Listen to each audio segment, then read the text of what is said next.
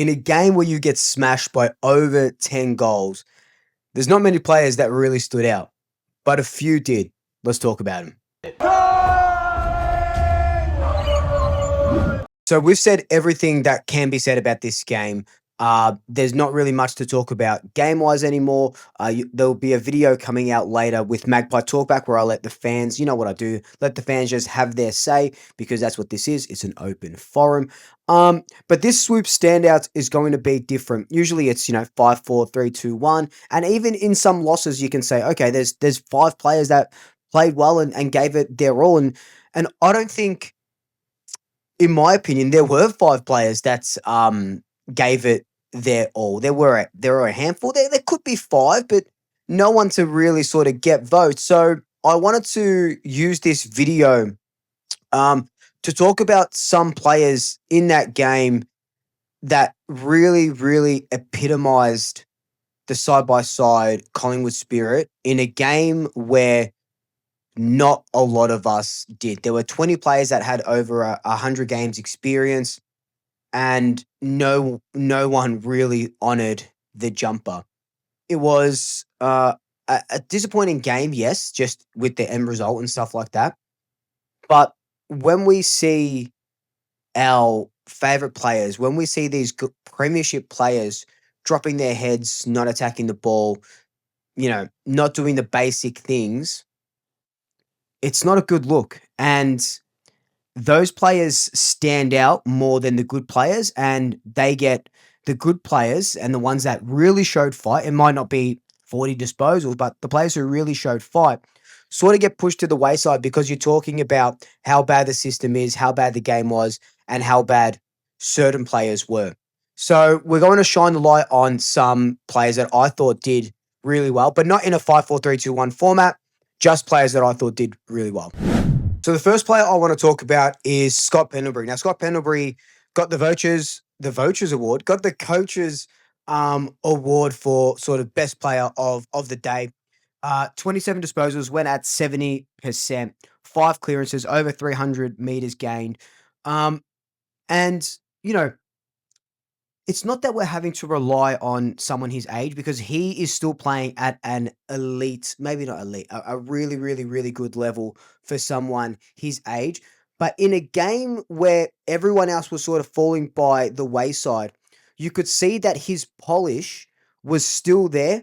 But when everyone around him was sort of failing, he did start second guessing himself at times, but I still thought that he was one of the best on the ground, and he really was trying to get us moving and get us going and seeing, where to go from here and trying to create things. So Scott did really well. Another one that I thought was trying to do that was Jordan De Goey. Now, De Goey kicked the goal. What did he have? 15 disposals, 4 clearances, 9 pressure acts. De Goey's goal, great, right? What I loved about De Goey was how long did he play for? He had 82% time on ground. So obviously more than last week. We don't know if that was the plan, but they were obviously still managing his minutes, second real big game back. But he's really building into his body and into the game again. And he was doing some really nice things. And he was another guy that was just trying his best. And I don't care, especially in a game like that where we get done by 10 goals. I don't care if, our players are getting caught holding the ball and stuff like that, if they're trying to create and they're just trying to do something because no one else around them will fucking do anything, right? So I know De Goey at one time in the forward line, he got done for holding the ball because he was just trying to create something. And I loved that sort of spirit that he had in him. That's honoring the jumper, trying to do everything that you can to will us over the line. So I thought Geordie had a really good game. I want to talk about our defenders for a second. Isaac Quaynor, I don't have his, let me get his numbers in front of me.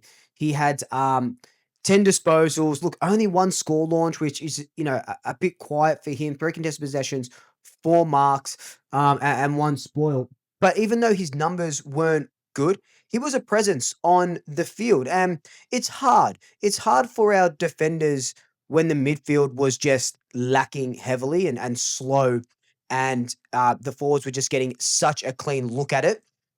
So the defenders couldn't really do much. But I thought Isaac Quaynor really competed well. Not obviously his 2023 form or 2022 form, um, but he's still starting to show glimpses. But what I loved was just he was another one that never ever gave up. He had 80% time on ground. So he was another one that just never gave up. Kind of like Harry Perryman as well. Not the best on ground by a mile, but another one that just never gives up.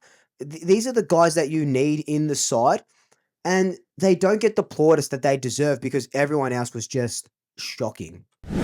Now, if you really want someone that epitomizes the honor the jumper side by side spirit, was Braden Maynard. I thought for me he was probably best on ground. I know not disposal wise, 18 disposals, 400 meters gained, 9 pressure acts, a few marks, a few tackles. But again, he just fought until the end. Craig McRae in his presser said, we just didn't show fight until the end. Braden Maynard, and I'll talk about another guy in a second, can hold his head up and say, you know what, I put my blood, sweat, and tears into that game when we were just getting absolutely pumped. He was doing the work of, 6 defenders. And that's what we love about Braden Maynard. That's why he's the vice captain of the club. That's why we've signed him on. That's why he's, everyone sort of looks up to him. And he he will literally die on that field for this team, right? That's what you get from him week in, week out. Sometimes it's not high numbers, or sometimes he's not on the stat sheet, but you never will see Braden Maynard shirk a contest like you were seeing some of those guys, some of the senior guys shirking contests. You'll never ever see Braden Maynard do that. Now, on the defender train, I do want to talk about Darcy Moore. Now, I thought Darcy Moore, he gave up a few goals, yes, but I thought he was probably our best defender on the night. So he took equal high for Collingwood, 7 marks. He took 2 contested marks, which was the most of any Collingwood player. He had 3 spoils, which was the most of any Collingwood player. He had 7 pressure acts. Tom Mitchell had 22, so not anywhere sort of near Tom Mitchell. 15 disposals, 4 contested possessions. Yes, he was spoiling and sometimes not marking it, but then he sort of got into his game a little bit. I think that there's something going on with Darcy. I'm not sure what it is. It could be an injury. He keeps having his fingers taped up, so there could be something there. But he's a product of, you know, his own sort of performance, right? Because at the start of the year and for most part of the year, when Billy Frampton and Jeremy Howe, and I sound like a broken record, but when they were both playing, Darcy Moore was incredible, going back to some sort of 2023 form. Soon as they both left, he's trying to do 3 defenders' jobs. He's trying to do all these things, and then we finally get Jeremy Howe and Darcy and Billy Frampton back, and we're like, yes, we're back. We're going to see that high flying Darcy Moore, that intercepting Darcy Moore, and then Jeremy Howe goes down. And Billy Frampton, did what he could, but again, like all of our defenders, when the ball's coming in that quickly, everyone was just sort of shell shocked, and it wasn't even the defender's fault. I sound like fly now. The system just broke down, and it was really putting pressure on our defenders. But I thought, I know that's controversial, but I thought Darcy Moore stood up. There were some really dumb things that he did though. That Nick Watson goal at the start, that was him. Double fisting it when he could have marked it, but again, I think there's something up with him. But I thought he did pretty good. Now, I saved the best until last. These last 2 weeks, there's been one guy that has just shown exemplary use of the side-by-side motto, has honored the jumper, has just put his body on the line, has never given up. The Energizer Bunny, Locky Schulz. Locky Schulz is that guy where you just know what you're going to get. Last year, much maligned and stuff like that. But now you just know what you're going to get. He had 5 tackles, 16 pressure acts, but it wasn't even just the things that he was doing tangibly. It was the intangible things down as well. It was the running. It was the corralling. It was the putting pressure on. It was putting the received pressure on. He was everything that you wanted in a Collingwood team and anything that you wanted our team to be was what Locky Schulz was on Thursday night. And everybody in this team, Maynard, Nick Dacos, Josh Dacos, Pendlebury, Sybon, all of these guys can take a leaf out of Locky Schultz's book and say, teach me how you did that. How are you doing? What do you do? I want to know how you're operating to keep on going and keep running to contest. The only guy that comes close to Locky Schulz is Bo McCreary. And, Bobby Hill as well. Now, I know we're probably not going to get Bo. Oh, we might actually get Bo back against Adelaide if they want to risk him.